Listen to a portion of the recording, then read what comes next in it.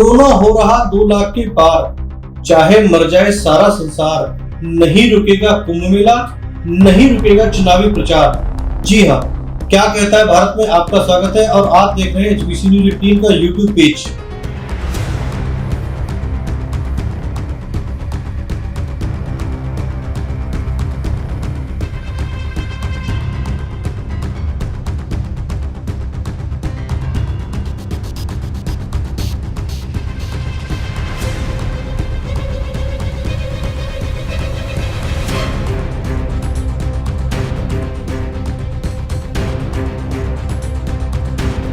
महामारी की तेज रफ्तार से हर कोई हलकान है। हर एक के मन में एक बात का डर बैठ गया है कि अब क्या, आगे क्या। शमशान घाट मरने वालों से अटे पड़े हैं। हालात ये हो गए कि अब शमशान में भी जगह नहीं बची, बल्कि पार्कों में लाशों को जलाया जा रहा है।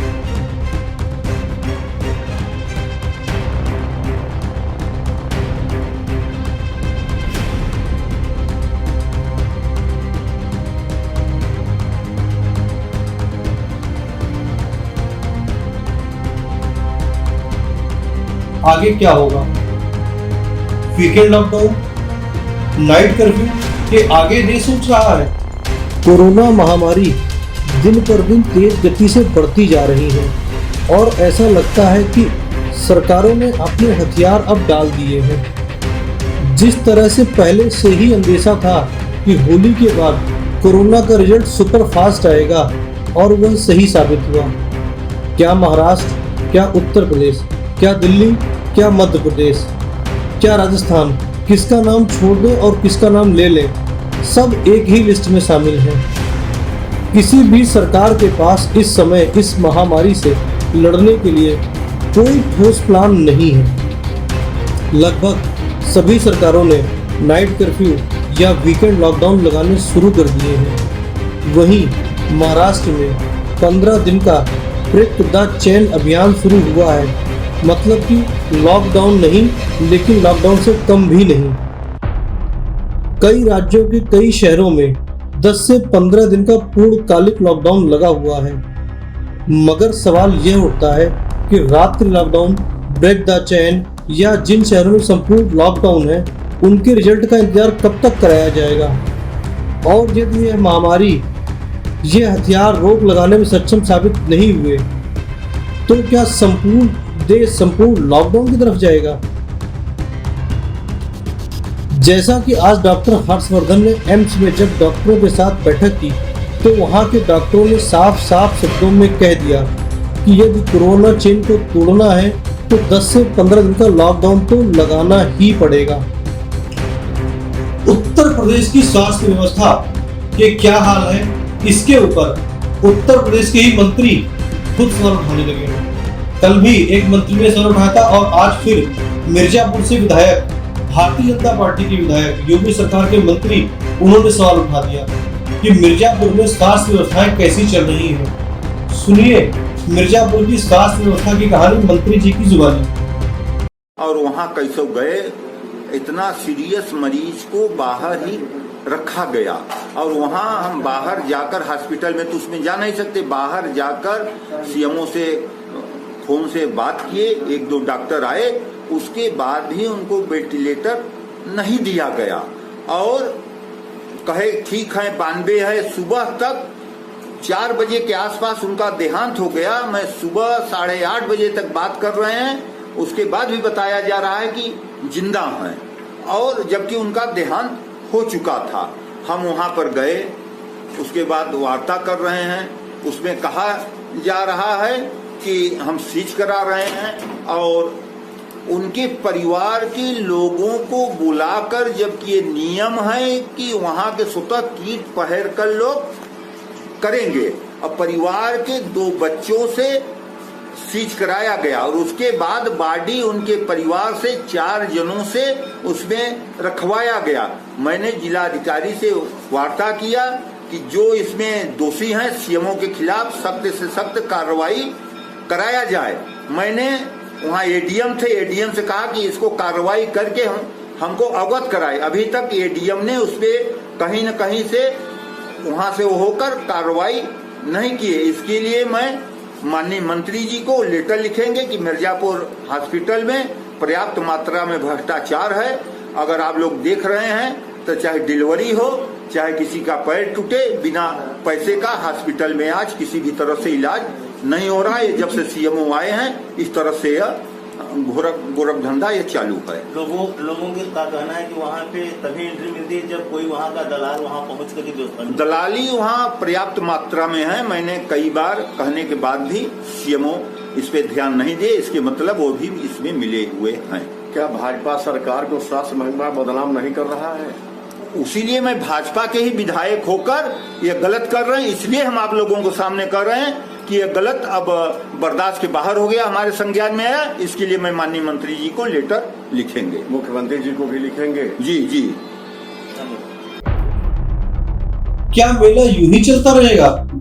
ना अखाड़े फैसला ले पा रहे, ना सरकार कुछ कर पा रही है, लोग ऐसे ही मरते रहेंगे।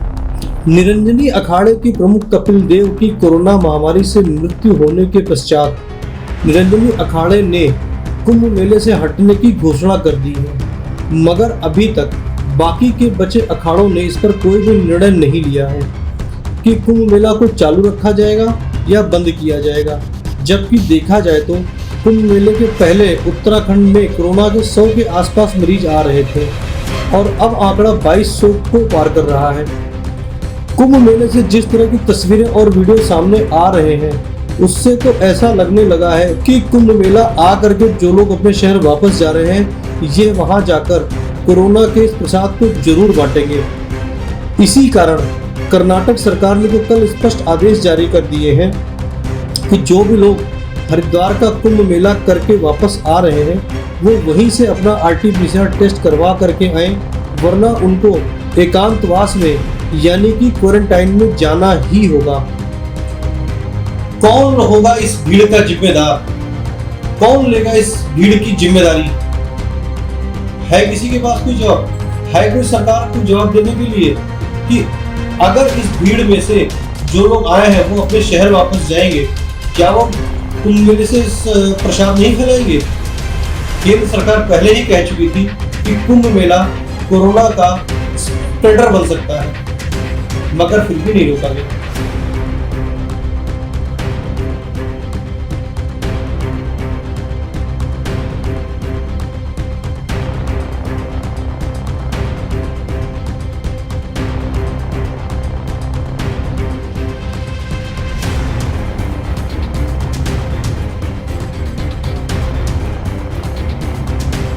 अब बात कर रहे थे चुनाव प्रचार की भी, सिर्फ मेले की ही बात क्यों कर रहे थे? चुनाव प्रचार में भी देख ले, वहां पे भी वही स्थितियां चल रही है, चाहे पश्चिम बंगाल हो या असम, उत्तर प्रदेश के पंचायत चुनाव हो, सब जगह एक ही स्थितियां, भीड़ जुटाना, अपनी ताकत दिखाना, ना मास्क की जो परवाह है, ना सोशल डिस्टेंसिंग की।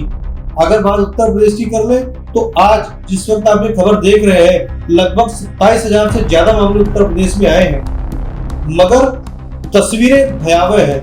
ना तो लोग मास्क लगा रहे हैं, ना सोशल डिस्टेंसिंग का पालन है, क्योंकि पंचायत के चुनाव है, चुनाव जीतना जरूरी है। इलेक्शन कमीशन ने आज सर्वदलीय बैठक बुलाई, जिसमें कि कोरोना महामारी को देखते हुए चुनाव प्रचार पर सभी दलों की राय ली गई। मगर कमीशन की बैठक बुलाने के पहले ही पश्चिम बंगाल में लेफ्ट पार्टियों ने घोषणा कर दी थी कि लेफ्ट अब किसी प्रकार की बड़ी रैली नहीं करेगा और अब चुनाव घर घर जाकर किया जाएगा। लेफ्ट वाले भाई साहब, आप राइट तो हो गए, मगर आपने देर कर दी। लेकिन आपने जो रास्ता दिखाया है उस पर जो दूसरी पार्टियां हैं वो कितना अमल करेंगी, यह देखने वाली बात होगी। चाहे वो पश्चिम बंगाल हो या उत्तर प्रदेश के पंचायत चुनाव, असम, केरल, तमिलनाडु के विधानसभा चुनाव, इस पहल का कितना असर पड़ेगा ये भी देखना बाकी होगा।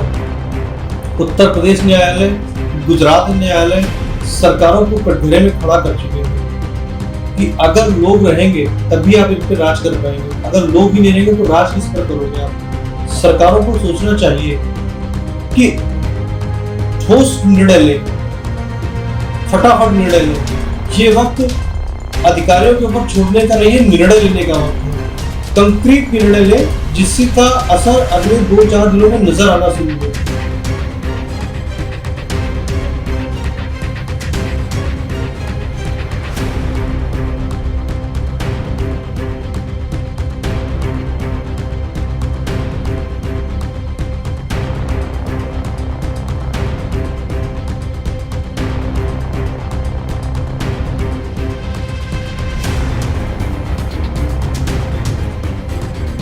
HPCJ टीम देखते रहने के लिए आपका बहुत बहुत धन्यवाद। चैनल को सब्सक्राइब करना बिल्कुल ना भूलें।